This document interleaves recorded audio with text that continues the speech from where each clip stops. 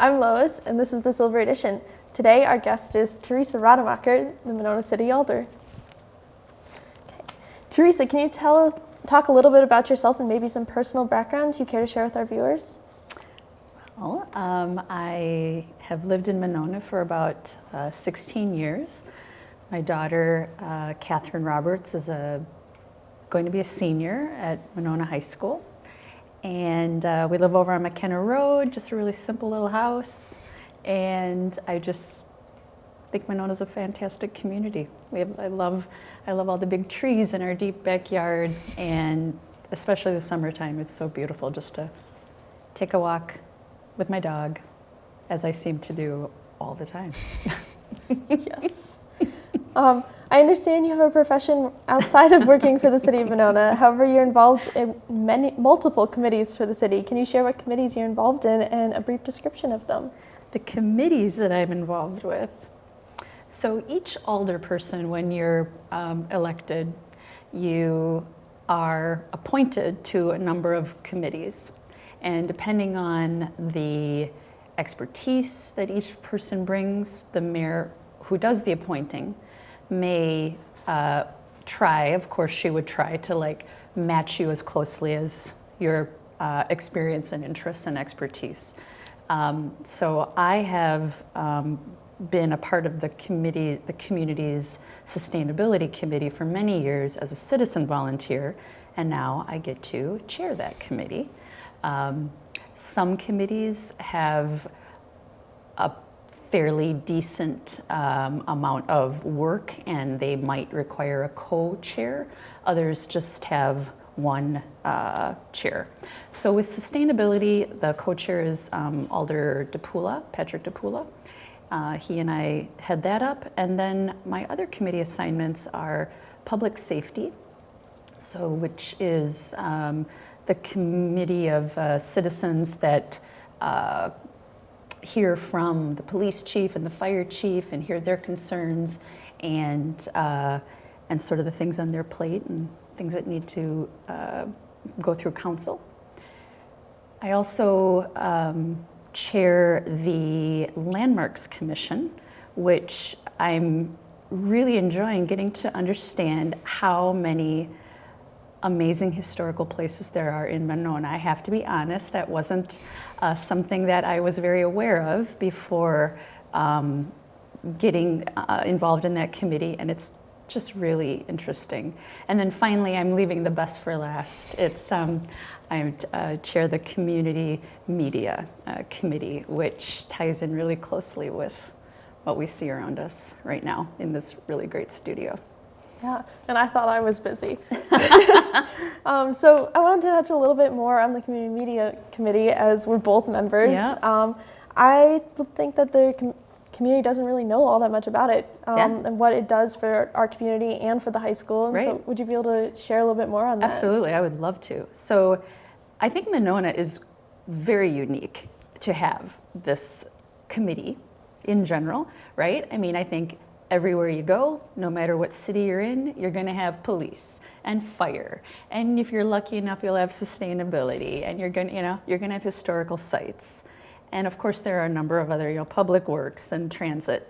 But in Monona, we have this wonderful situation where we've got this partnership between the City of Monona and the school district, and the Community Media Committee is, like any committee, a group of citizen volunteers that works with the paid staff on both of those sides of the equation. You got paid staff for the city and for the school district. And there's a lot of overlap there too. But it is just something, as you said, Lois, that not many people might know about. And we have not only WVMO, which is the coolest little station in the nation, as we all know if you listen, 98.7, just a little bit above normal, right? And we have that station being run almost entirely by volunteer talent. And volunteers who put in as many hours as perhaps a full-time employee would. It's astounding how many hours they put in. WVMO is funded not through taxpayer dollars. Some people don't know that. They might think, sure, it's great to have a radio station, but my taxes are going up. I'm like, they're not. It's funded through franchise fees collected from cable companies, right? So when we had the recent storms in Monona, those terrible high winds went through. On my street, we lost half a dozen very large trees. WVMO was broadcasting safety, news, and information immediately. It's so much more than just listening to music. It brings people together. It creates community. The PSAs are just as fun as the music, I think. So there's sort of the community side of the community media, and then there's the school district side, where you've got all the broadcasts from sporting events, and you've got things like this that help us to get to know our fellow citizens. You've got the morning announcements. I could save it for a later question, but I've also done some work with community media when it came to the solar project on the high school, right? So there's just the talent and just the video editing, and it's just quite an astounding program. And I'll go on just one more thing. The experience that students get working here has led directly to some pretty impressive career paths, where I have heard from a number of people that our high school students, upon graduating, are perhaps even more experienced than some folks who are already out there working in mainstream media stuff. So it's quite amazing. Yeah, and I can't speak to everybody in the community, but definitely as a student at the high school, it's such an amazing feature. It is, yeah. What are some of the challenges and positives of being on multiple committees? There's not enough hours in the day. Something that can get me a little stressed is that I don't have enough time to be a specialist, and I have to be a generalist. And I always want to make sure that I'm doing the best I possibly can. And sometimes I think, well, I need to study more. I feel like I'm back in school again. I need to study harder. I need to stay up later and read and absorb and understand. Each committee has its challenges and needs, and we're going into budget season, and you have to balance a lot of great ideas and requests and make a lot of people happy. And I guess many people in the world would say that their life would be better if they just had more hours in the day. I know I'm not unique in that position, but it's just sort of something that I hope I'm starting to kind of get the feel for it and get the pacing and get my feet under me and feel like maybe I'm not drowning. So. Oh, I wish you luck on that. As we all know, the Monona High School undertook its biggest project to date, which was installing solar panels on the roof. And you were on the committee for that. What did it mean to you being on that committee? It was one of the most satisfying projects I've ever been into, ever. And it's going to be hard to top this. Because it's difficult to find a project where just like all of the stars seem to align just right.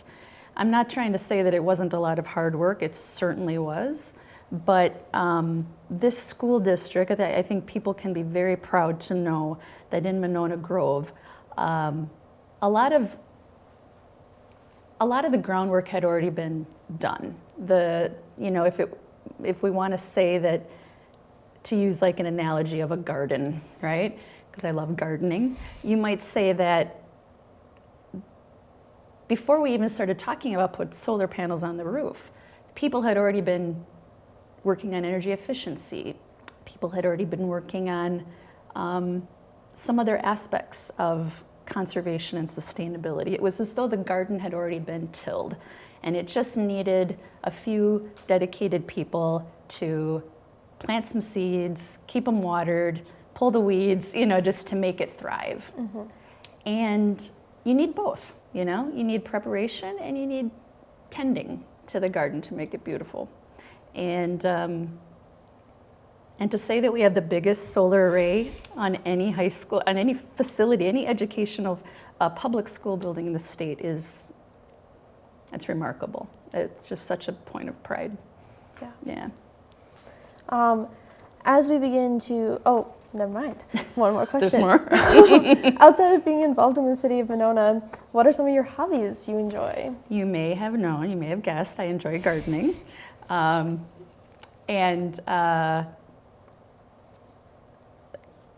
I love working on projects around the house and garden and just making things beautiful. And I think my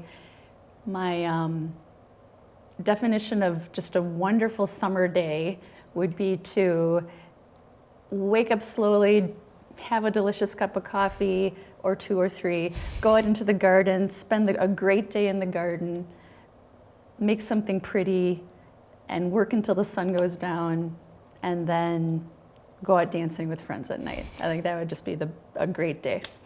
That sounds like a pretty good day. As we begin to wrap up our show today, is there anything else you'd like to add? I would, so yes, and what I would add is that I would really love to let people know that there are a lot of opportunities to get involved in your community, and there are committees that are in need of citizens to come in and share your ideas and your expertise.